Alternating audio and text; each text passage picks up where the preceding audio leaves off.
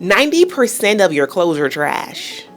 Garbage. I'm talking about hot, flaming Dylon garbage. And I'm not blaming you, friend.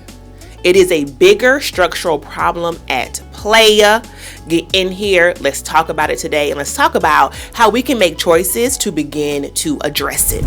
If you're new around here, my name is Tashara, Politics of Fashion. I make content that is all around style, self-care, and social justice. Hop over to my TikTok, where this video idea came from. I actually want to start creating more TikToks or more videos here on YouTube that respond to TikTok, because that's where my kind of world view, my analysis on politics and what's happening around the world is likely the most on display, because I am reacting to what is happening in the world. It's a home for my social commentary.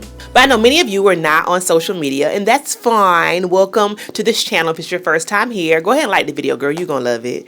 Don't forget to subscribe, because you're gonna love it around here. And let's jump into today's task at hand, because I saw from a creator over on TikTok a video that I'm about to show you that's going to shift. There's something that's you're gonna shift. It's going to be a slight wig tug, right? And what this person has to say. She's brilliant. Enough talking. Let's get straight into it. The girls don't know about hand washing their delicates in the sink because they don't have delicates to wash. They don't have lace or silk or wool or cashmere. Hell, even some good, thick, 100% cotton pieces that require their personal attention. They aren't spending a Saturday or Sunday morning hand washing their good pieces and hanging them around the house to dry. It's a ritual foreign to them, a rite of passage that's no longer needed. The girls don't know about washing their delicates in the sink because they don't have delicates to wash. In the era of cheap disposable clothing made of glorified plastics, care labels are seen as suggestions because it's easier to toss and replace than to care for and save. No more silk camis, cashmere and wool sweaters, or cotton t-shirts softened and perfectly broken in over the years of gentle hand washing. You can just buy that now, and the personal connection to clothing has been replaced with a transactional one, because the goal is to acquire them, not keep them long enough to retire them. The girls don't know about washing their delicates in the sink because no one taught them that clothing is something that should be cared for the long haul, and we're losing that recipe. But not because no one is teaching, but because the stores aren't selling the ingredients anymore. Because the stores aren't selling the ingredients anymore. Every time I hear it, I hear something new that I just want to do a full shundo, liturgical, I love Jesus purple scarf dance too. Okay, every time. But if you happen to have missed your chance to shout, here's the bar. This beautiful, brilliant black woman told us, she said, the goal has become to acquire them, not keep and retire them. That is the definition of mass consumption. And this is a fairly new experience as far as human existence is concerned, right? There was no fast fashion 50 years ago. There was no fast fashion even during many Gen X's lifetime, right? Definitely not baby boomers' lifetime. The fastest fast fashion we may have had was a big box store like a Kmart, y'all remember that? Or a Walmart, for example. Going back even further, a Woolworth. But for the most part, you were not seeing brand new pieces in some of these stores every single day. The local fast fashion shop, I don't have to name them, gets a truck of new inventory every single day. It's not even enough to replace the old. It's just new to incentivize us to buy. And not only is it all new, it is all new trash. It is all new trash. It is full of polyester. Basically plastic that is going to end up in a landfill somewhere.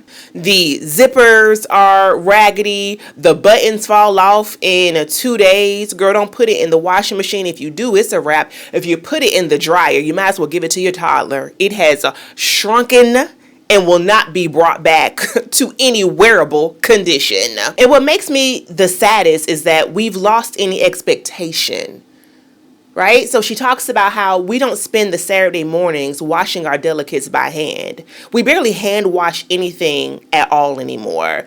I don't even know how dry cleaners are still in business. Maybe because of like tailoring and suiting. maybe our special occasion dresses. But this idea that I would take care of my pieces and I would have an expectation over their longevity has completely gone out of the door, and it is because of larger systems at play. Now, we can point to individual behaviors around consumption, and I think that's important. We have to hold ourselves accountable. But what I know is that systemic oppression and large systems do nothing more than incentivize certain behaviors. We are operating under the conditioning that exists currently. And that conditioning tells us to buy a suitcase full of new fast fashion clothes for vacation. And when I go on vacation and cannot zip my suitcase because I've bought new things on vacation, to leave those clothes behind and throw them in the trash because they were trash when I put them in my suitcase. Heritage crafts like cobblers, like the local dressmaker, the tailor, for example, those have long gone. It is so hard to find a tailor. People ask me this all the time. Who is your tailor? Because back in the day, we all had one. We all knew to go to Miss So-and-so, Mr. So-and-so, and they were going to get you right, either creating something custom from scratch or tailoring an item that you had that needed to be repaired or maybe didn't fit just right. That's done, girl. Let the heel fall off your shoe. Let the heel tap be worn down on your shoe. They're trash. They were $30 anyway. They were $25. They were $10 on Shein anyway. Why would I keep them and get them repaired? And that is a specific condition of late stage unregulated capitalism. And hear me out on this. This is the most important part of this video. Despite what MAGA tells us, the jobs that once made America great, if it ever was, are gone. Okay. NAFTA, so-called free trade agreements, have gotten rid of many of those jobs, right? The factories are no longer in existence in the same way they were in the 60s and the 70s in this country. Many of the federal government agencies that brought Black America to the North as a result of the Great Migration, it's gone. It is so hard to develop a thriving business from the ground up in the day and age of billionaires.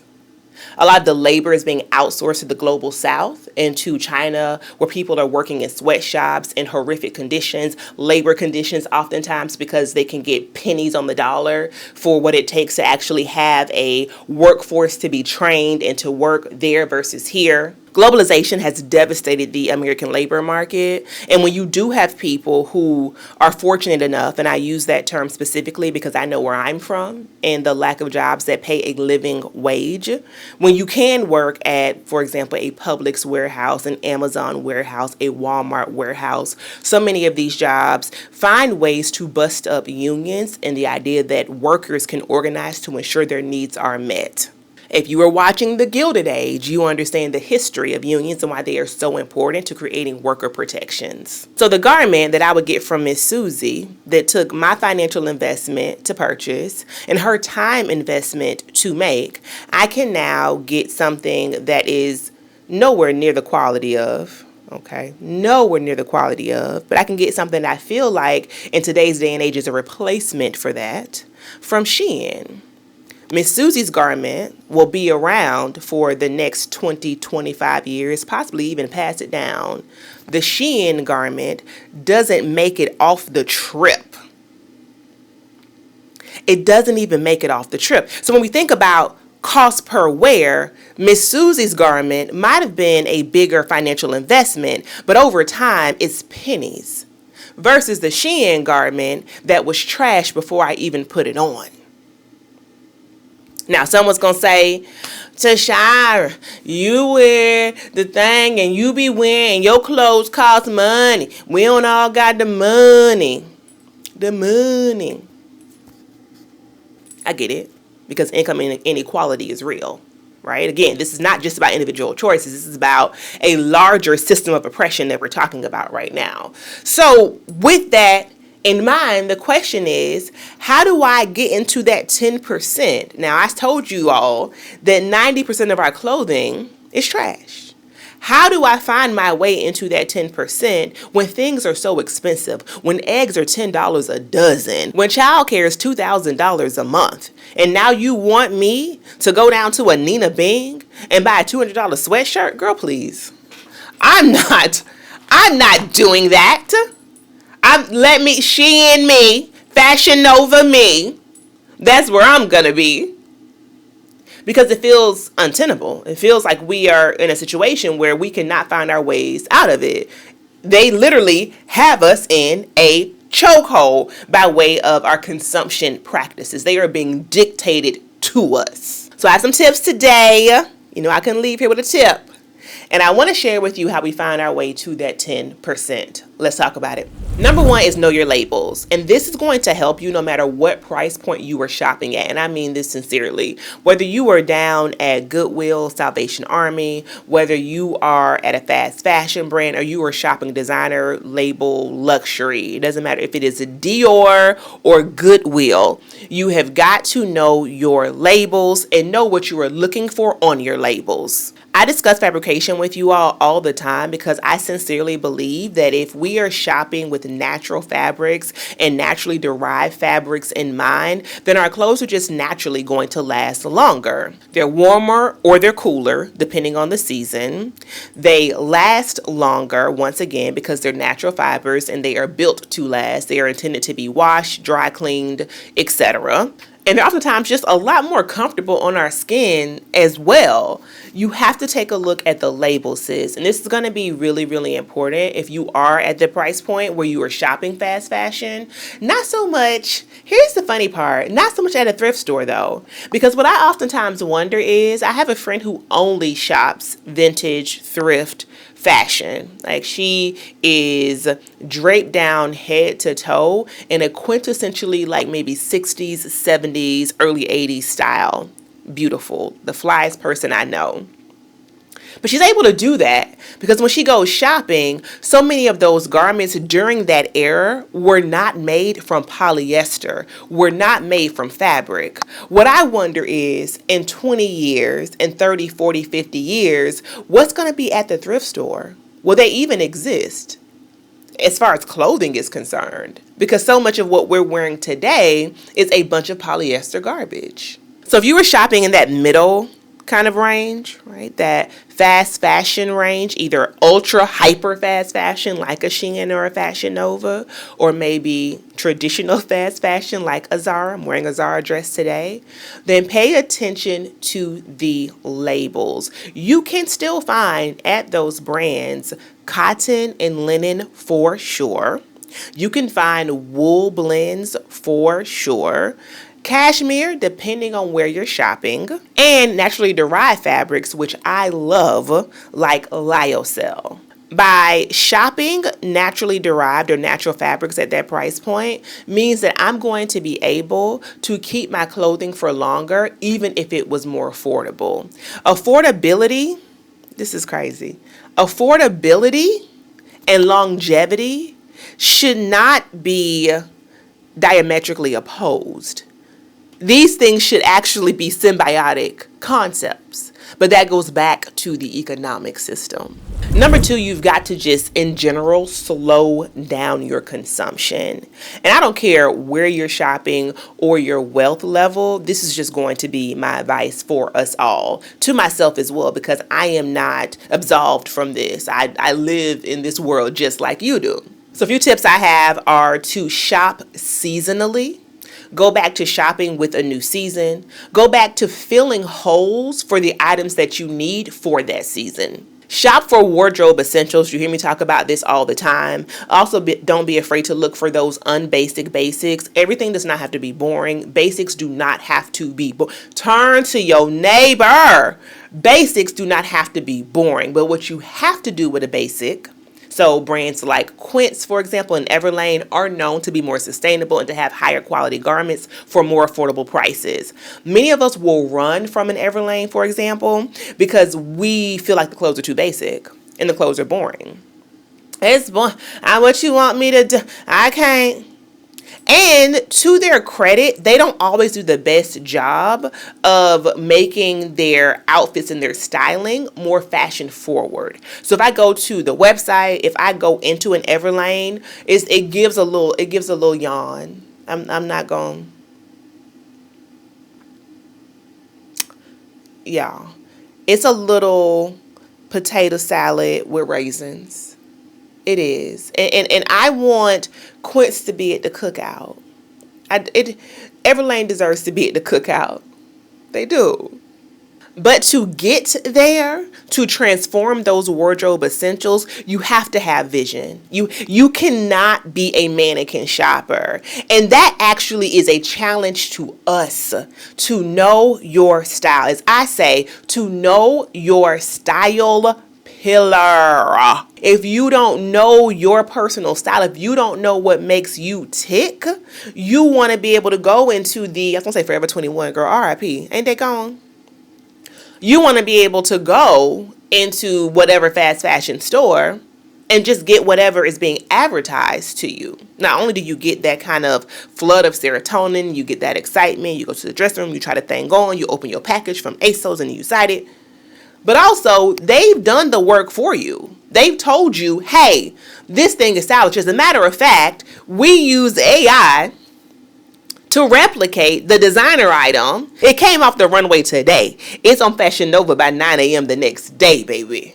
Okay? We've done the work for you. Buy this thing. It is ultra stylish. They convince us that we have to buy the ultra fast fashion because it's going to make us look more in style, when that is not true, because more things do not make us more stylish. Knowing your style makes you more stylish. So I challenge you to do some work here to determine what makes your style tick, what makes you the most happy when you get dressed. And for me, I can shop anywhere, but I can shop at the stores that are known for the higher quality wardrobe essentials like a Quince or like an Everlane, because I know how my accessories are going to breathe life into a look. From basic to bust down every time. I have invested the majority of my closet in things like jewelry, in belts, in sunglasses, in scarves, right? I have found a way, in bomb handbags, I have found a way to take the most muted outfits and make them look like $1 million, in my opinion. In my opinion, okay? Because of the ways that I have transformed them by knowing my personal style. So again, to slow down your consumption, you are going to shop seasonally, you are going to invest in high quality wardrobe essentials, and you are going to know your style pillar. Let's get into the very last tip to find our way to that 10%. You are going to privilege interchangeability. You've got to. You've got to. It is no way around it. What does Janae say? Can you wear it 3 ways? You have got to be able to look at an item, no matter what it is in your closet, and think to yourself, can I dress it up? Can I dress it down? Can I shorten the hemline? Can I wear the top with another pair of pants if I have a coordinating set, for example? How can I take whatever, the white button down, the pair of jeans, the red dress, and wear it in 5 years? For example, my friend Bernice always asks me that. If I say, hey girl, what you think about this? She always will say to me, can you wear it in 5 years? And that is such an important litmus test for items, because we think to ourselves, can I wear this next week? And Lord knows, I ain't thinking about, am I going to wear it next season? Girl, next summer? You think I'm going to wear this? Why am I'm not wearing this the next time I'm on. I've already taken a picture. I don't want to shift your wig. I'm here to tell the truth. I report on the news. I do not create it. Okay? Interchangeability, which is the cornerstone of a capsule wardrobe, is so important. I will not go on and on about that concept here. I have an entire playlist, y'all, just about that. Go back and take a look. But as you know, the key is going to be to replicate your items, to get more cost per wear out of them, and to privilege quality over quantity. And once again, we can be shopping at any price point and privilege interchangeability. But what it does is it gets us out of that continuous cycle of consumption that they want us in. We have got to break these chains. So I travel a lot for work, for my consulting business, family, obligations. I also just love to travel. And I made it a point to be home as I prepare for my wedding. And this weekend, I was like, what am I going to do? I'm home. I can do anything. And there was a time where the only thing to be done was to go shopping. It was my biggest hobby. It was my greatest joy. And now becoming a professional creator has taken some of that excitement out, because I spend so much time just thinking about clothing and accessories and garments, and I deconstruct fashion for a living. But the other part of it, I know, is that I have my wardrobe down to a science. So I no longer need to scratch a continuous itch because I can look my best whether I'm walking out of Neiman Marcus with a new fit or whether I'm walking out of my home, out of my closet with the old fit. Because I've been that. I've always been that. And what mass consumption forces us to believe that we don't have the tools already to look and feel our best, and it is a lie. Okay? Straight from the devil's laboratory.